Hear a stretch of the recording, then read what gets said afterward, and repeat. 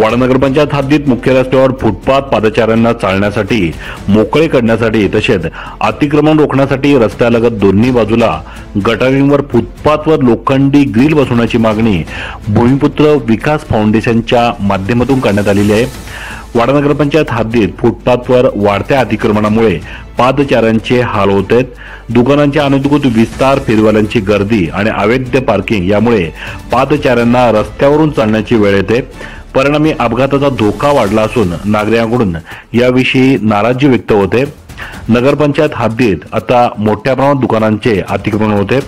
फुटपाथवर फेरीवाले, भाजीपाला विक्रेते तसेच रस्त्यावर अनधिकृत गाड्यांची पार्किंग, टपऱ्या, हातगाड्या आणि दुकानदारांनी व्यापलेली जागा यामुळे पादचाऱ्यांसाठी जागा उरलेली नाही। पादचारी मार्ग मोकळे न राहिल्याने लोकांना थेट रस्त्यावरून चालत जावे लागते। तसेच शाळेत जाणारे विद्यार्थी यांची शाळा सुटल्यावर रस्त्यावर मोठी गर्दी होत असते, जे अत्यंत धोकादायक ठरते। रस्त्यावर पादचाऱ्यांचा वावर वाढल्याने वाहतुकीस अडथळा निर्माण होते। विशेष गर्दीच्या वेळी आणि रात्रीच्या वेळी वाहन चालक व पादचारी यांच्यातील समन्वयाचा अभाव हा अपघातास निमंत्रण देऊ शकतो।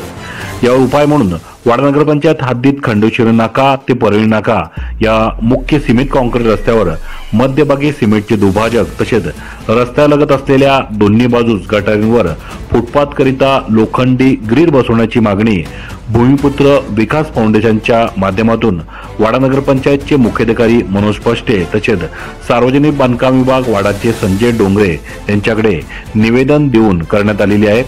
याविषयी वाडा नगरपंचायतचे मुख्याधिकारी मनोज पष्टे यांच्याशी संपर्क साधला असता वाडा नगरपंचायतकडून वाडा देवगाव रस्त्यावर कायमस्वरूपी काँक्रीट दुभाजक बसवण्याची मागणी सार्वजनिक बांधकाम विभाग वाडा यांच्याकडे केलेली असल्याचे समजते।